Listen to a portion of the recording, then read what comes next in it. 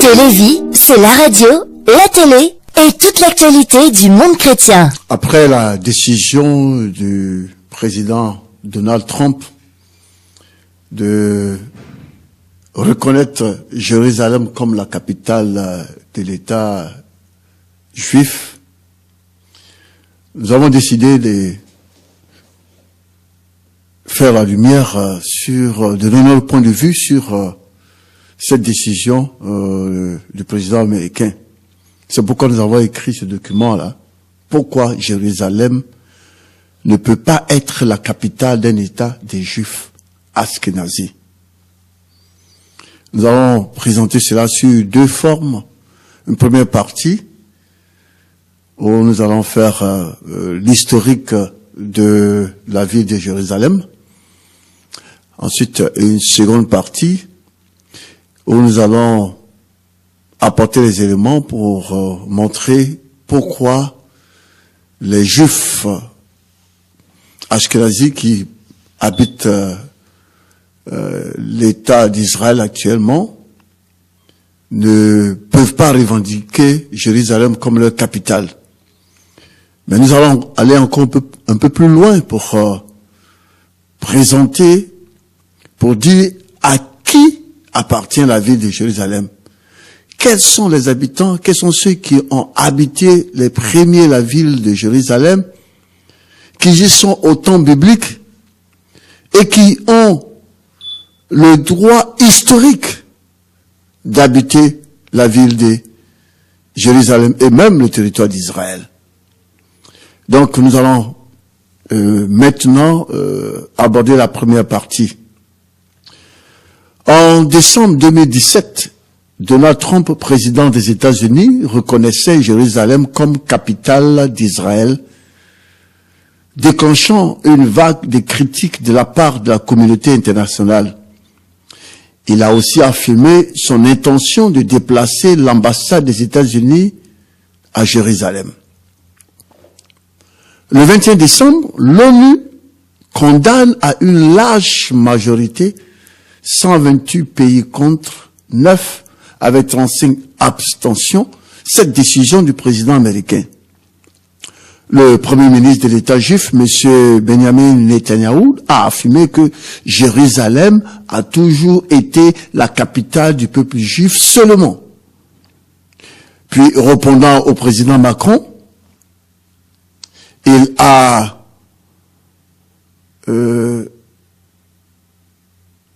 a dit qu'on peut lire dans la Bible que Jérusalem est la capitale des Juifs ashkénazis.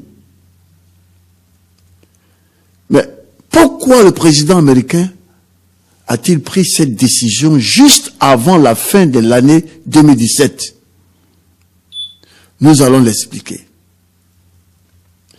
Les analystes affirment qu'un groupe de donateurs auxquels il faut ajouter les lobbyistes juifs et une frange d'extrémistes chrétiens ont exercé une pression sur le président américain pour qu'il respecte ses promesses électorales.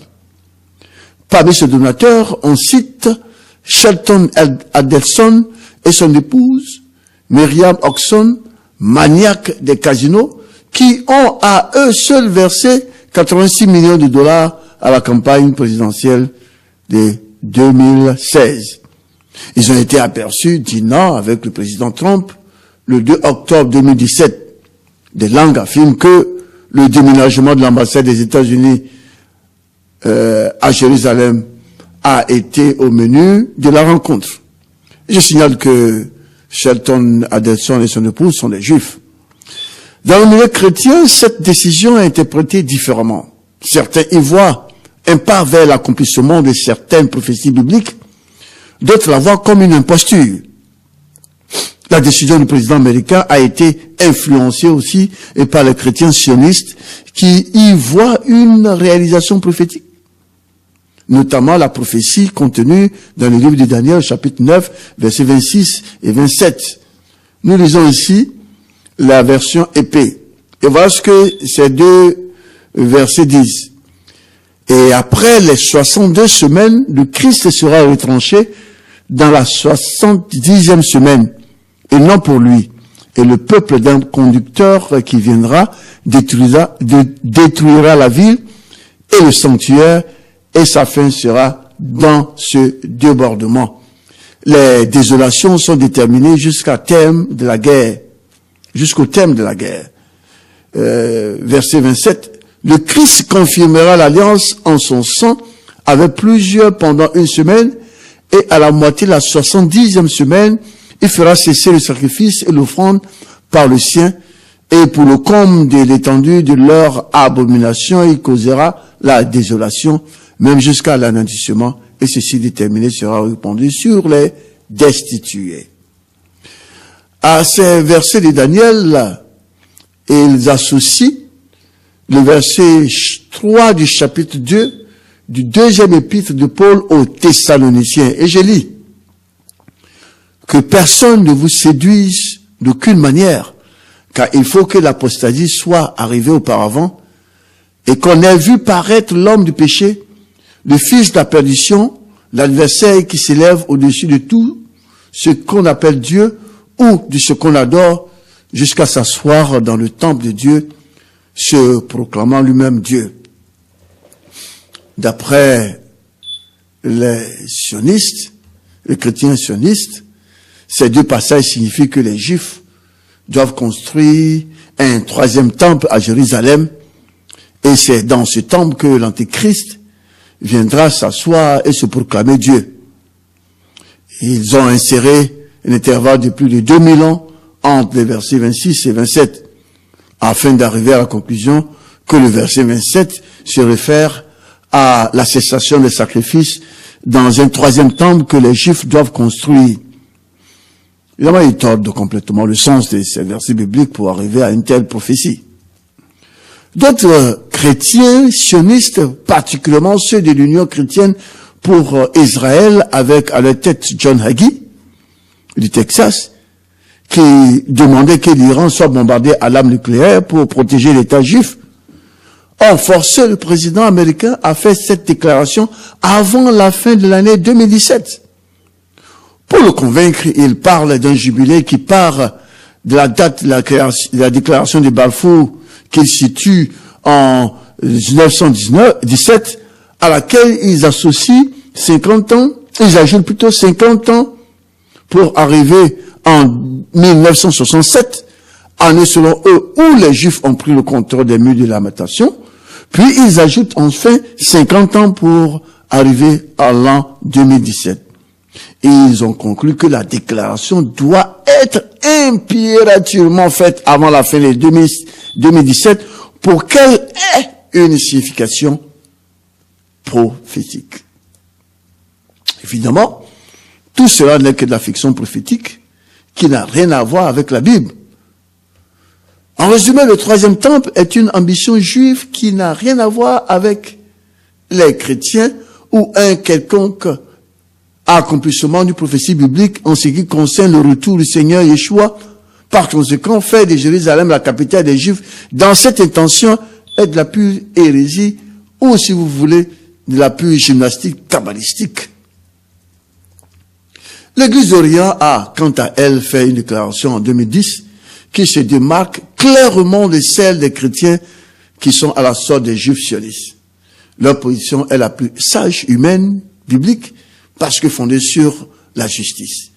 La position de l'Église d'Orient est la suivante.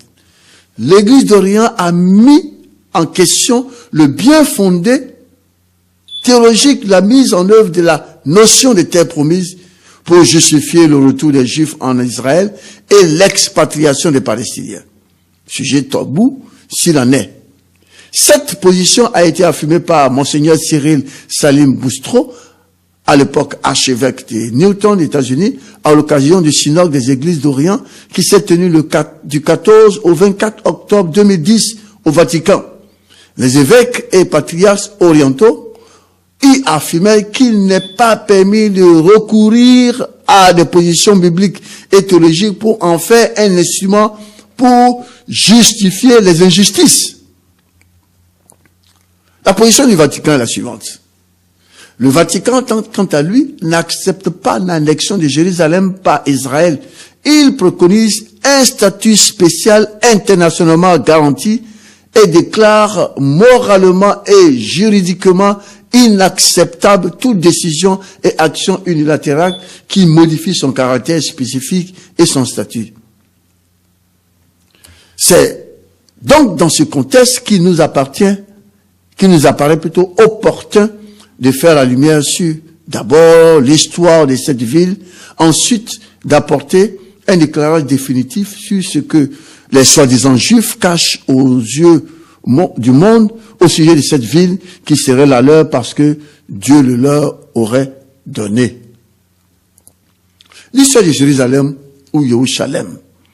La ville de Jérusalem a toujours été l'objet de convoitises des peuples environnants. Depuis que le roi David l'a prise aux Cananéens, particulièrement à la tribu des Jébusiens. En effet, Jérusalem ou Yerushalem fut fondée par un chef cananéen, fils de Ham ou Cam, qui, dans la langue hébraïque, porte le nom de roi juste. La Bible l'appelle Melchisedec, roi de Salem. Genèse chapitre 14, verset 18. Il fut en effet le premier qui sacrifia à Dieu en qualité de prêtre, le premier aussi qui construisit le sanctuaire et appela Jérusalem la cité nommée jusque-là Solimé ou Salem. Nous lisons l'histoire dans le livre de Genèse. Genèse 14, verset 17. On commence le verset 17. Après qu'Abraham fut revenu vainqueur de Kedorlaomer et des rois qui étaient avec lui, le roi de Sodome sortit à sa rencontre dans la vallée des Chavé, qui est la vallée du roi. Melchisedec, roi de Salem, fit apporter du pain et du vin. Il était sacrificateur du Dieu très haut. Il bénit Abraham et dit, béni soit Abraham par le Dieu très haut, maître du ciel et de la terre.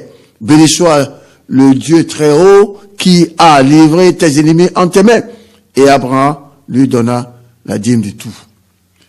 Jérusalem est donc une ville fondée par des descendants hamites, pas par des Européens ni des Juifs actuels au visage, ni les Juifs actuels au visage pâle. Cette ville habitée par les Jébusiens fut prise par le roi David, roi des Judaïtes, qui en chassa le peuple des Cananéens pour y établir le sien. Nous lisons l'histoire dans 2 Samuel chapitre 55 à partir du verset 25. Le roi marcha avec ses gens sur Jérusalem contre les Jébusiens, habitants du pays. Il dit, ces habitants des Jébusiens dirent à David, tu n'entreras point ici, car les aveugles, même les boiteux, tu repousseront. Ce que voulait dire, David n'entrera point ici. Mais David s'empara de la forteresse de Sion, c'est la cité de David. David avait dit, en ce jour, quiconque battra les Jébusiens et atteindra le canal, quiconque frappera les boiteux et ses aveugles, qui sont les ennemis de David, etc. C'est pourquoi l'on dit, l'aveugle et le boiteux n'entreront point dans la maison. Donc David a conquis la ville et s'est établi. Les Jébusiens hamites sont donc chassés par les descendants d'Abraham, les Hébreux. À la mort de David, son fils Salomon, né d'une Cananéenne, femme d'un Cananéen, un Hétien, du nom de Uri, lui succéda. C'est lui qui construisit le premier temple à Jérusalem. À la mort de Salomon, son fils Roboam, né d'une Ammonite, lui succéda. Dieu avait déjà arrêté de retirer 10 tribus aux descendants de David pour les attribuer à Jéroboam, un descendant d'Éphraïm qui a séjourné chez Pharaon. En ce temps-là, Dieu divisa Israël en 2 royaumes. Celui du nord, appelé Israël, avec capitale Samarie, et celui du sud, appelé Juda, avec capitale Jérusalem, la ville où se trouvait le temple construit par Salomon. C'est en ce moment qu'Azoché, roi d'Égypte, le Shishak de l'écriture, vers 969 avant Jésus-Christ, s'empara de la ville de Jérusalem et la dépouilla de son trésor. Nous lisons l'histoire dans 1 Roi, chapitre 14, versets 25 à 26. La 5e année du roi de Roboam, Shishak, roi d'Égypte, monta contre Jérusalem.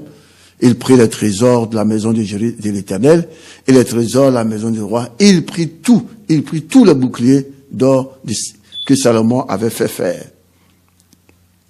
Puis, les Hébreux se rebellèrent contre Dieu, qui envoya d'abord Salmanassé l'Assyrien attaquer Israël. Le royaume du Nord et déporter les 10 tribus en exil. Ensuite, aux environs de 135 ans après, Nebuchadnezzar, le Chaldéen, roi de Babylone, vint attaquer à 2 fois la ville de Jérusalem. La 3e fois, dès qu'il fut maître de Jérusalem, la dévasta et mit fin au royaume du Sud en déportant la population à l'exil. Cela arriva 1468 ans et 6 mois après la fondation de Jérusalem, selon l'historien judaïque Joséphus. La ville n'est pas à la fin de ses problèmes. L'exil des Israélites a duré 70 ans, comme l'avait annoncé Jérémie. Puis Dieu a suscité Cyrus, le maître, pour ramener les Hébreux chez eux, afin de reconstruire le temple, signe de leur repentance et de leur retour au service de Dieu. Après le retour des Hébreux de l'exil babylonien, Antiochus le Grec, la petite côte de Daniel, attaqua la ville et sua le temple. Joséphus nous donne les détails sur l'attaque d'Antiochus dans son livre Guerre judaïque, que nous pouvons lire dans un de ses chapitres. Je ne peux pas le lire ici parce que c'est un peu long. Je vais continuer ainsi. Tout cela a amené Joséphus à dire: c'est ainsi que jamais l'usage des armes n'a réussi à notre nation et que ces entreprises guerrières ont toujours abouti à la captivité. Car ceux qui ont en leur possession un lieu sacré doivent laisser à Dieu le jugement sur toutes choses et mépriser le secours des bras quand ils savent persuader le juge d'en haut. Puis le Seigneur Yeshua, le Messie, naquit. Durant le ministère du Seigneur Yeshua, au moment où il montait à Jérusalem pour souffrir comme une victime expiatoire sur la croix, il a non seulement pleuré sur la ville, mais il a annoncé comment une armée étrangère allait l'assiéger, détruire son temple et exterminer une grande partie de sa population. C'est ce qui s'est passé en effet avec les Romains. Titus, fils de Vespasien, prit Jérusalem, la deuxième année du principat de Vespasien, le 8 du mois de Corpier, ça c'est Joséphus qui dit ça, 26 septembre 70, ce fut lors de la première révolte, soit environ 35 ans après la résurrection de notre Seigneur Yeshua. Il détruit la ville et son temple en renversant pierre sur pierre, ne laissant rien des traces du temple et de son emplacement. Le prince Titus a accompli la prophétie de Daniel qui annonçait qu'à la fin des 70 semaines, un prince allait détruire le temple et la ville. Les Juifs ashkénazes qui ont la culture du mensonge font croire au monde que les murs de Lamentation sont une partie du temple, ce qui est un gros mensonge. Le temple n'était pas du tout construit à cet endroit-là. Tout cela a été détaillé dans le livre Les vrais Israélites sont des races noires de votre auteur. D'après Joséphus, depuis le roi David, qui le premier des judaïstes, régnant sur Jérusalem jusqu'à sa destruction par Titus, il s'écoula environ 179 ans depuis sa fondation jusqu'à sa dernière catastrophe, 2177 ans. On voit que ni son antiquité, ni sa grande richesse, ni la dispersion de son peuple dans le monde entier, ni la réputation partout acceptée de son culte, ne la préservèrent de la ruine. Telle fut donc l'issue du siège de Jérusalem. Ainsi, cette révolte des Judaïtes a amené la destruction de Jérusalem et de son temple. Mais ce n'est pas encore fini. Il y a une dernière révolte qui va venir encore. La dernière révolte va définitivement sceller le sort des Hébreux et de leur nation. Cette révolte a eu lieu en l'an 135 sous Bar Kokhba de la tribu de Juda. Cet homme s'appelait Bar Kokhba. Celui que certains appellent le fils de la perdition, le faux Christ. Cette révolte, conduite par Bar Kokhba contre les Romains, va sceller définitivement le sort de la ville et des Hébreux qui seront interdits les séjours dans la ville. Les Romains vont donc écraser cette révolte et ils vont donc prendre des dispositions pour en éviter un autre. Le nom de la ville sera alors changé à Aelia Capitolina à l'honneur de Jupiter et Israël sera changé en Philistinia, Syrie, Palestine. Ceci sous l'empereur Adrien. Les Hébreux chassés définitivement de la terre se sont alors dispersés aux confins de l'Empire romain et puis particulièrement en Éthiopie qui en ce moment s'étendait du territoire de l'actuelle Arabie jusqu'au Yémen. Voilà l'histoire de Jérusalem sous les Hébreux descendants d'Abraham, d'Isaac et Jacob. Depuis l'an 135, les Hébreux sont encore dans la dispersion. Et ils y sont même jusqu'à présent.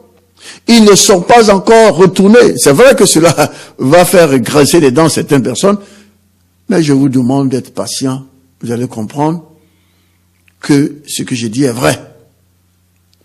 Mais l'histoire de Jérusalem ne se limite pas à la fin d'Israël. La ville a été encore pendant des siècles l'objet des guerres pour sa possession. Les Perses, les Arabes, les Fatimides, les Seljoukides turcs, les croisés, les Égyptiens, les Mamelouks et islamiques l'ont occupé. En dehors des Turcs, aucun de ces peuples n'était des races différentes de celles des premiers habitants, c'est-à-dire des Cananéens.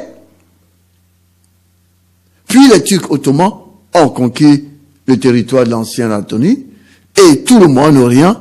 Ils ont pris la ville de Jérusalem et l'ont occupée jusqu'en l'an 1917. Après la Première Guerre mondiale, la Grande-Bretagne a pris le contrôle de la Palestine et de la ville de Jérusalem jusqu'à ce que les Nations Unies annoncent l'indépendance d'un État juif appelé Israël en l'an 1948, alors qu'il était prévu l'annonce de deux États, un État palestinien et un État juif. Cette indépendance repose sur une promesse faite au baron Rothschild par le ministre anglais de l'époque, Lord Balfour. Au cours de la Première Guerre mondiale, au moment où l'Allemagne avait pratiquement gagné la guerre, une délégation juive est venue promettre aux Anglais de faire rentrer les États-Unis d'Amérique dans la guerre à leur côté.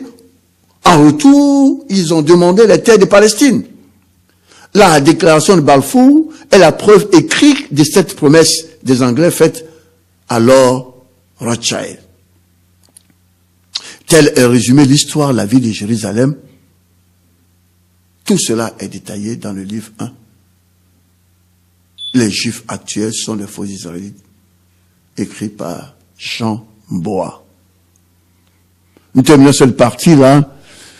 Nous allons aborder la seconde partie. Dans la seconde partie, nous allons apporter les éléments pour montrer que la ville de Jérusalem a toujours été habitée depuis les temps bibliques par des Noirs et qu'elle appartient à des Noirs, elle appartient aux Noirs, aux Africains et aux Noirs éparpillés un peu partout dans le monde. La ville de Jérusalem n'appartient ni aux Juifs, ni à ceux qui aujourd'hui prétendent être les anciens habitants. Les premiers habitants étaient des Noirs. Et les Israélites n'étaient pas autre chose que des Noirs. Ils ne sont pas encore rentrés sur les terres parce que Dieu n'a pas encore permis cela. Que Dieu vous bénisse. Et tout à l'heure pour la seconde partie. Amen. Voilà, nous voilà encore sur ce plateau pour continuer notre exposé. Pourquoi Jérusalem ne peut pas être la capitale d'un État des Juifs ashkénazis. Ça c'est la fin. La suite est la fin. Jérusalem appartient au peuple noir. C'est une ville qui a toujours été habitée par des Noirs pendant les temps bibliques. C'est ce que nous allons développer maintenant par la suite. L'exil des Hébreux continue. Depuis 135 de notre ère, date à laquelle l'empereur romain Hadrien a définitivement mis fin à l'existence d'Israël, les Hébreux ont été renvoyés de leur terre et sont en exil jusqu'à présent.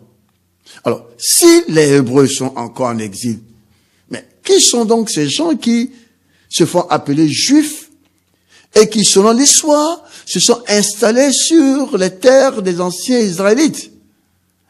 Qu'en est-il alors de la création de cet État qui existe depuis 1948, qui s'est fait appeler Israël et dont le peuple des races blanches se fait passer pour les Hébreux qui ont vécu sur ces terres depuis des millénaires? C'est à ces questions que nous allons répondre maintenant. Avant la conquête du pays des Canaan, nom que portait le territoire de l'actuel Israël, Dieu a fait jurer par 2 fois les Hébreux sur le respect des conditions à remplir en permanence pour vivre sur les terres et recevoir les bénédictions attachées à celles-ci. C'est Dieu lui-même qui donnait ces terres aux Israélites, aux Hébreux. Dieu a aussi défini clairement les conditions que les Hébreux doivent remplir avant que lui, Dieu, non les Nations Unies ou une quelconque famille nommée Rothschild, les ramène du lieu de leur exil après qu'il les aurait chassés. Nous disons dans Deutéronome chapitre 30, lorsque toutes ces choses t'arriveront, la bénédiction et la malédiction que je mets devant toi, si tu les prends à cœur au milieu de toutes les nations chez lesquelles l'Éternel ton Dieu t'aura chassé. Si tu reviens à l'Éternel ton Dieu et si tu obéis à sa voix de tout ton cœur et de toute ton âme, toi et tes enfants, selon tout ce que je te prescris aujourd'hui, alors l'Éternel ton Dieu ramènera tes captifs et aura compassion de toi. Et tu rassembleras du milieu de tous les peuples chez lesquels l'Éternel, ton Dieu, t'aura dispersé. Quand tu seras exilé à l'autre extrémité du ciel, l'Éternel, ton Dieu, te rassemblera et c'est là qu'il ira te chercher. Dieu a établi clairement les conditions pour ramener les exilés israélites. C'est la repentance. S'ils reviennent à Dieu de tout leur cœur, c'est seulement dans ces conditions-là que Dieu les ramènera. L'Israël actuel ne remplit en rien ces conditions. Ceci a été développé ailleurs. Qui sont donc ces gens qui prétendent être les Israélites de la Bible qui sont retournés? En 2014, le premier ministre de l'État juif, M. Benjamin Netanyahou, a fait conduire une étude par ses universitaires afin d'établir la vérité sur la thèse de Arthur Koestler. Alors, qui est Arthur Koestler? Arthur Koestler est un auteur juif qui a dans son livre La 13e tribu, démontrer que les Juifs actuels sur les terres de Palestine ne sont pas les Hébreux de la Bible, mais plutôt un peuple appelé Khazar qui se convertit au 8e siècle au judaïsme. Ce n'est pas seulement Arthur Koestler qui affirme cela. Shlomo Sand, un autre juif, décrit cette imposture dans son livre « Comment le peuple juif fut inventé ». Mais ils ne sont pas les seuls juifs à révéler la vérité. Le docteur Alfred Lilienthal, un autre juif, a dans un discours au club Cornell de Washington DC le 10 septembre 1985 révélé que le lien khazar juif a été vérifié par de nombreux éminents anthropologues. Voilà ce qu'il dit. Beaucoup des Juifs de nos jours qui veulent venir en Palestine n'ont jamais eu d'ancêtre physique dans cette partie du monde. L'écrasante majorité des Juifs sont des descendants de Khazars convertis qui ont adopté le judaïsme. Puis il continue.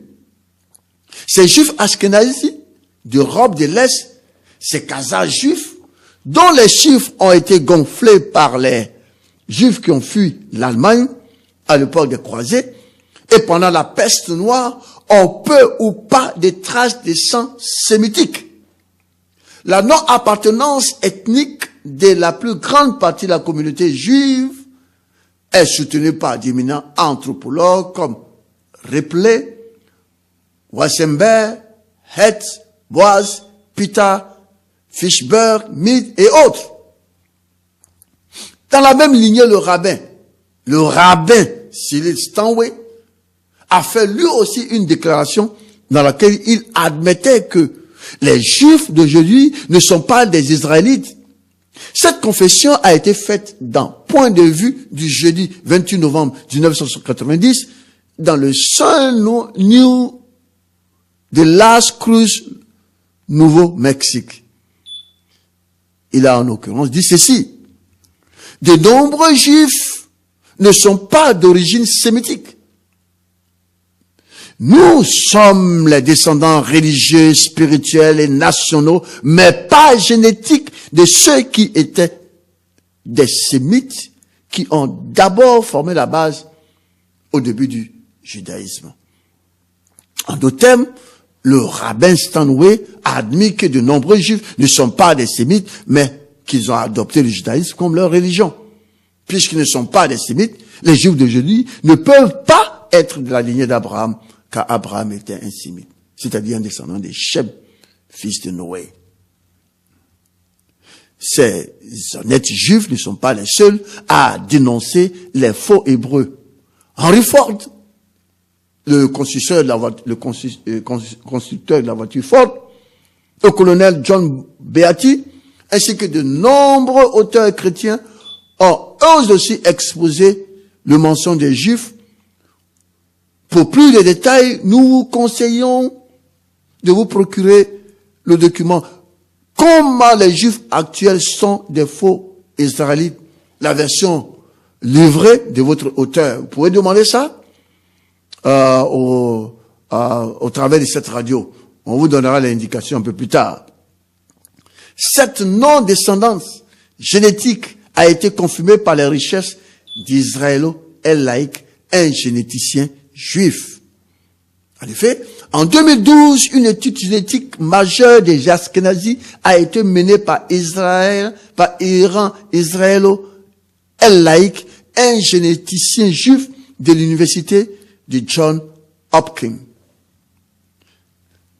Ces résultats donnent ceci. Les résultats analyses ont révélé un lien génétique étroit des Juifs d'Europe et des populations entre les Juifs d'Europe et les populations du Caucase et repère l'origine biogéographique des Juifs d'Europe vers le sud dans la région des Khazars. Les résultats ont rejeté l'hypothèse rhénanienne et défendent la thèse que les Juifs d'Europe orientale sont judéo-khazars d'origine. Ce qui veut clairement dire que les résultats montrent que les Juifs ashkénazis qui habitent les terres de Palestine actuellement sont originaires des montagnes du Caucase dans la région appelée au 8e siècle après Jésus-Christ Khazari. Ce qui confirme les affirmations de Arthur Koestler. Alors, la publication de ces mêmes résultats, ces résultats des laïcs, a mené Henry Kissinger, le politicien Henry Kissinger, a convoqué une conférence de presse au cours de laquelle il a affirmé, ça c'est en 2012, que dans 10 ans, Israël n'existera plus. Alors, Sandy Adam du New York Times, du New York Post, a insisté pour dire, Henry Kissinger a déclaré, et je cite mot pour mot, dans 10 ans, il n'y aura plus d'Israël. Alors, pourquoi ce remue-ménage après la publication des résultats du test génétique de El Laïc? Parce que la création de ce monstre au Moyen-Orient par les Rothschild répond à un plan précis. Simon Chamard, dans son livre « Deux Rothschild et la terre d'Israël » 1978, nous éclaire sur le but de la création de ce monstre, qu'on appelle aujourd'hui Israël. Et voilà ce qu'il dit en l'occurrence. La maison des Rothschild a financé le nazisme et ensuite fondé l'État d'Israël, non pas comme une nation pour le peuple juif, mais comme une base pour exploiter un réseau mondial de la terreur et de la manipulation politique. L'influence de son bras de renseignement, le Mossad, est vaste pour ce minuscule pays, car il est financé par la puissante élite mondiale de Rothschild. La devise du Mossad est sans doute la devise la plus dégoûtante de tous les services secrets du monde. Parce qu'elle dit ceci, par la tromperie, tu feras la guerre. Les sionistes prétendent depuis longtemps que la terre revendiquée d'Israël revient de droit au peuple juif, parce que les conquêtes successives des différents empires ont évincé. Je reprends. Les sionistes prétendent depuis longtemps que la terre revendiquée d'Israël revient de droit au peuple juif que les conquêtes successives des différents empires ont évincé et dispersé, ce que l'on a l'habitude d'appeler la diaspora. Apporter la preuve que les Ashkénazis, c'est-à-dire les Juifs actuels qui forment l'essentiel de la population israélienne, ne sont pas historiquement liés à la Palestine, remet en question, évidemment, le principe même d'Israël comme étant la patrie millénaire du peuple juif. Les propres génétiques d'une population khazare migrante venue d'Europe et qui revendique aujourd'hui des origines ancestrales en Palestine disqualifient sérieusement les prétentions sionistes sur cette terre. Le régime de M. Netanyahou a pris très au sérieux les résultats des tests génétiques des laïcs. Il a lancé le projet de création d'un second Israël sur la véritable terre d'origine, c'est-à-dire en Crimée, Ukraine. Le Time of Israel, journal israélien indépendant dont le comité de rédaction compte des anciens journalistes du quotidien Haaretz, a publié un document passionnant et qui n'a pourtant pas fait grand bruit. L'article en provenance de Jérusalem est daté du 16 mars 2014 et est écrit par Hirish Ostopolè, excusez-moi si je prononce mal le nom, et IZ Krosespas, correspondant russe et ukrainien du journal, fait mention d'un rapport confidentiel remis au gouvernement israélien. Ce rapport, établi par un comité d'experts en histoire juive et reposant sur des sources universitaires, parvient à la conclusion que les Juifs européens descendent en réalité des Khazars, peuple guerrier d'origine mongole et tatar ayant dominé l'Ukraine et la Russie méridionale et s'étant convertis en masse au judaïsme au 8e siècle. L'administration Netanyahou a donc en sa possession un rapport confidentiel confirmant que les Juifs ashkénazis, ce qu'ils sont, ne sont pas originaires du Levant, mais sont des descendants des Khazars, ce peuple mal connu fondateur d'un empire juif au Xe siècle sur les rives de la mer Noire. Ceci explique pourquoi certains sionistes voient en Ukraine impossible selon Israël. Si M. Netanyahou a en sa possession un tel rapport, alors pourquoi alors pousse-t-il le président américain à tomber dans un tel mensonge? Pourquoi prend-il à témoin la Bible? La réponse est clairement donnée par l'auteur en chef des massacres de Sabra et Shatila, l'ancien premier ministre israélien Ariel Sharon, qui disait le 3 octobre 2001, ceci: chaque fois que nous faisons quelque chose, vous me dites que l'Amérique fera ceci, l'Amérique fera cela. Je vous dis une chose très claire. Ne vous inquiétez pas au sujet de la pression américaine sur Israël. Nous, le peuple juif, contrôlons l'Amérique et les Américains le savent. Fin de citation. Rien qu'à jeter un coup d'œil sur la composition de l'administration des présidents américains qui se sont succédés depuis longtemps pour comprendre que cette décision du président américain est celle du lobby juif qui contrôle ce pays et qui inspire les chrétiens évangéliques sionistes qui, comme John Hagee, prêchent l'extermination des Iraniens à l'arme nucléaire pour permettre à ce monstre de continuer à semer la terreur dans le monde. Nous continuons la citation du journal. L'établissement du fait que les Juifs d'Europe centrale et d'Europe de l'Est n'ont pas de légitimité historique en ce qui concerne leurs revendications sur la Palestine a créé bien de remous en Israël et ailleurs. Le journaliste du Time of Israel raconte aussi pourquoi, selon l'assistant anonyme de Netanyahou, le gouvernement israélien s'efforce de mettre en place une implantation israélienne massive en Ukraine. Vous comprenez un peu l'origine de la crise en Ukraine. Cet assistant dit ceci, et je cite: comme l'a dit le Premier ministre, personne ne saura dire aux Juifs où ils doivent vivre en tant que peuple souverain. Il est prêt à faire d'importants sacrifices au nom de la paix, même si cela implique de renoncer à notre terre biblique de Judée et Samarie. Par contre, il faut s'attendre à ce que nous fassions valoir nos droits historiques ailleurs. Nous avons décidé que cela se fera sur les rives de la mer Noire, là où nous fûmes un peuple autochtone pendant plus de 2000 ans.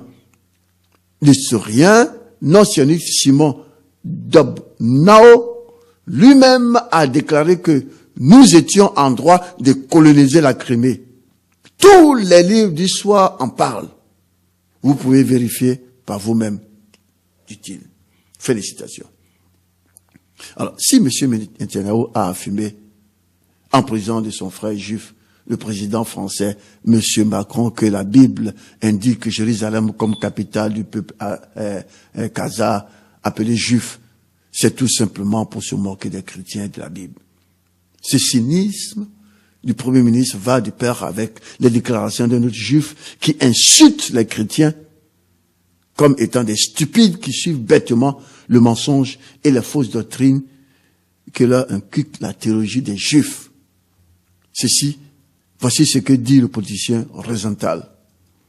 Et je cite: beaucoup de nos rabbins détiennent maintenant des postes de professeurs dans des séminaires théologiques censés être chrétiens.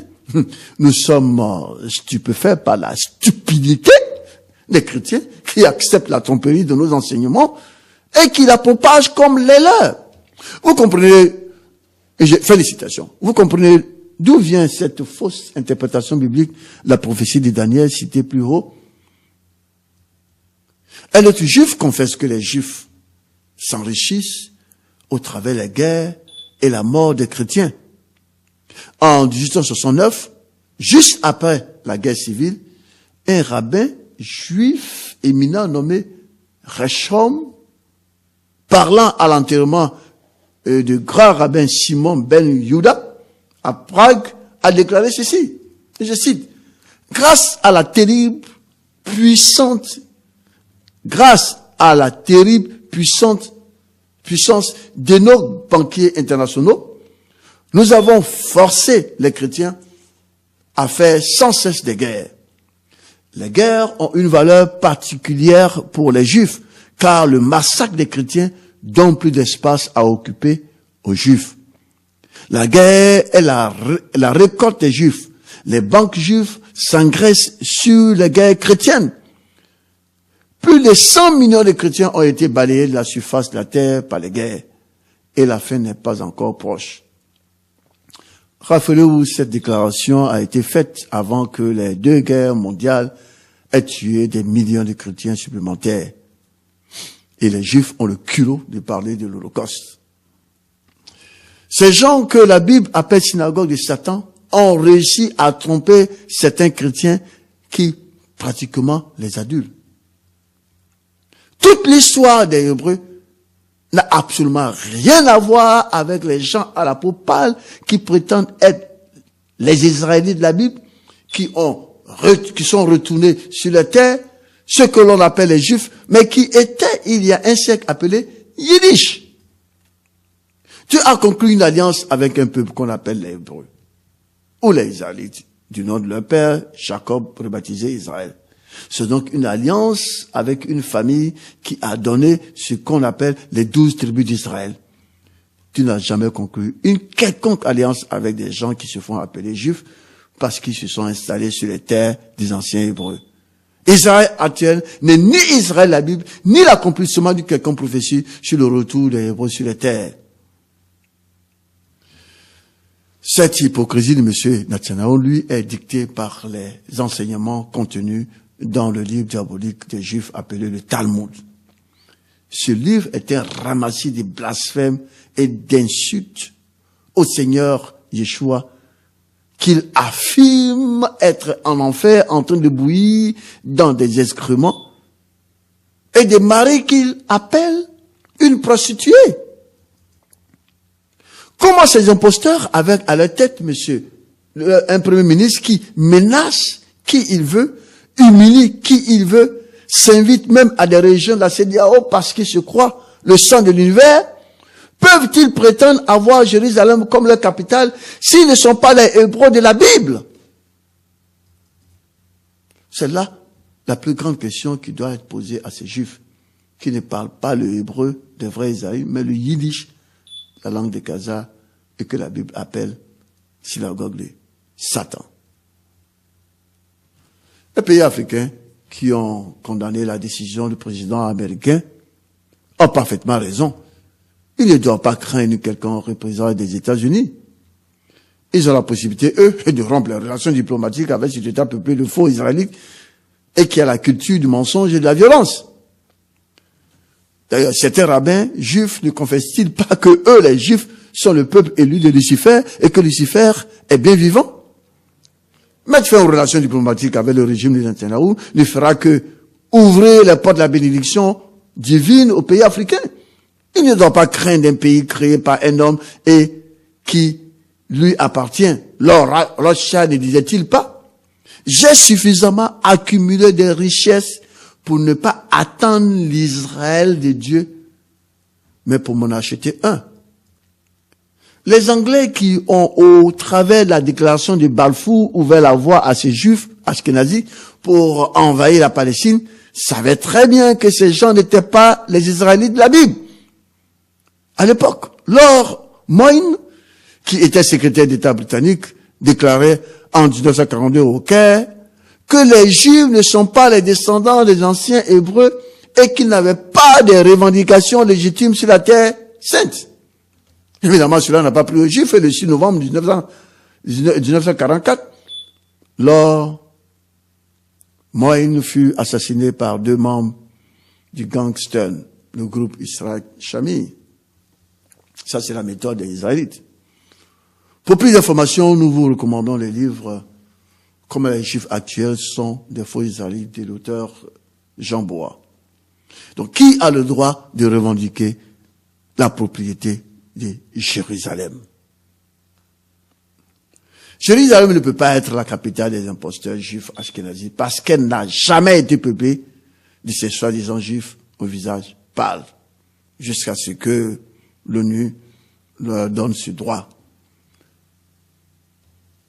Pour bien comprendre quel peuple était là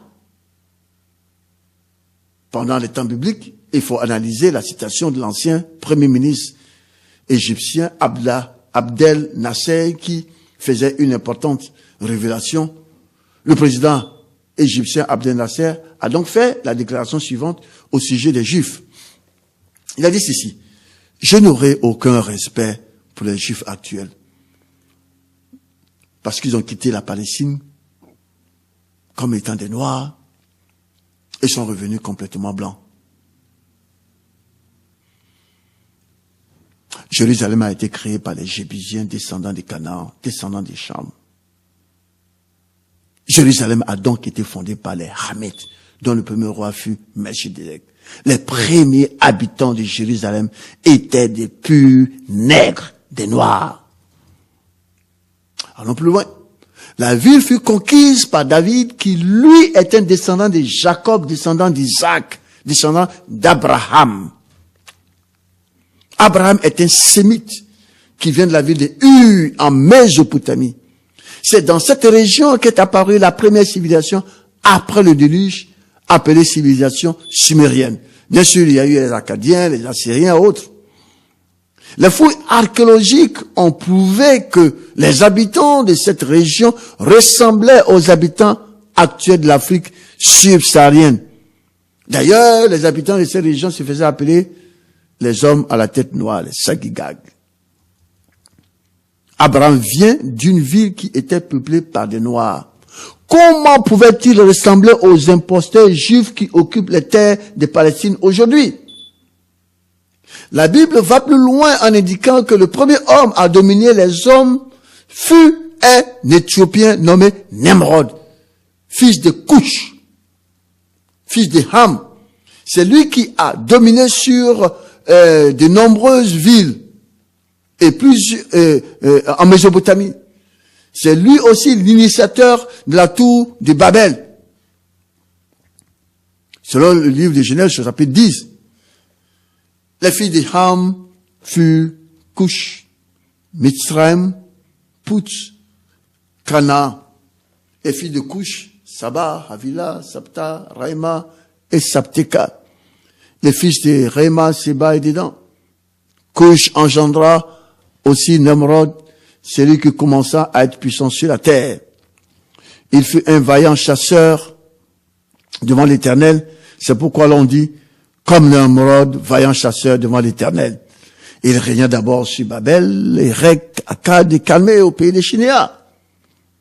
De ce pays-là sortit Ashur, il bâtit Ninim, Rehob, Hi, Kalash et Resen, entre Ninive et Kalash. C'est la grande ville.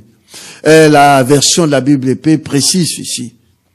De cet empire-là, Nemrod l'Éthiopien, sortit en puissance et il bâtit Ninive, Rehoboth, Kalash et Resen, entre Ninive et Kalash, c'est la grande ville.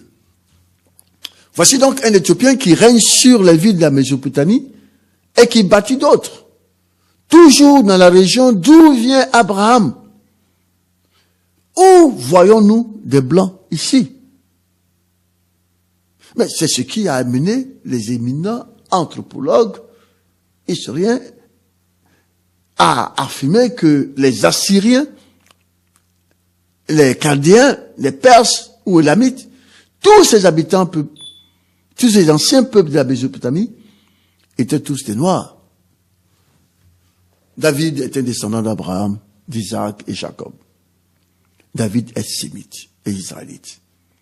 Il est évident que le roi David, qui a conquis Jérusalem des Jébusiens, était absolument un vrai nègre. Quand bien même il aurait le teint clair, version d'Arbi. David n'était pas un blanc, comme le dit la version du second. Le mot hébreu utilisé pour décrire David est le même mot utilisé pour décrire Ésaü, fils d'Isaac. frère jumeau de Jacob.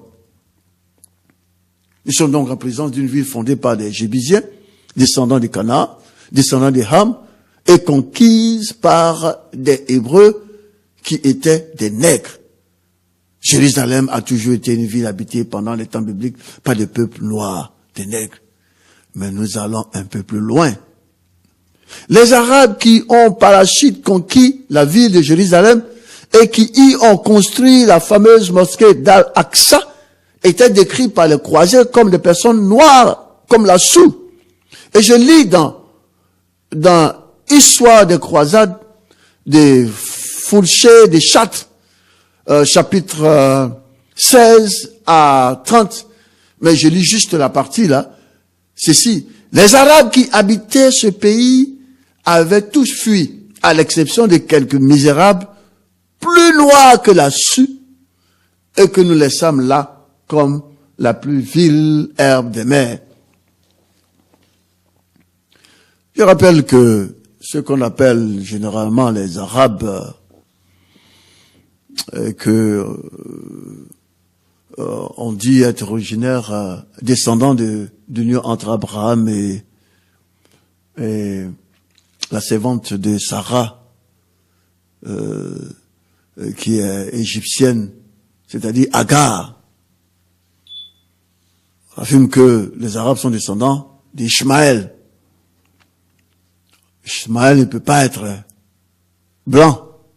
Si déjà nous avons établi qu'Abraham était noir, et s'il est clairement établi par les historiens que les anciens Égyptiens sont des noirs, c'est tout évident que ce que Fourchet Deschartres vient de dire ici est correct. Les Arabes qui ont occupé la ville de Jérusalem pendant très longtemps étaient des noirs.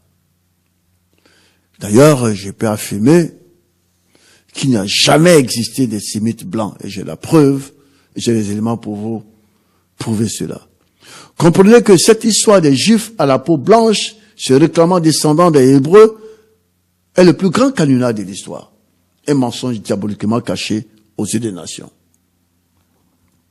Les Juifs actuels n'ont absolument pas de droit sur les terres de Palestine, à plus forte raison de proclamer Jérusalem comme leur capitale. Jérusalem a toujours été habitée par des Noirs au temps biblique. C'est donc une ville fondée par des Noirs, habitée par des Noirs jusqu'à ce qu'elle soit conquise par les Turcs ottomans. C'est une ville qui appartient donc au pays africain, où se trouvent encore éparpillés les vrais Hébreux qui ont écrit la Bible et dont descend Yeshua, le Sauveur. Les Juifs, y compris M. Netanyahou, le savent très bien. Alors que le Seigneur vous bénisse. Passez une très bonne soirée. Amen.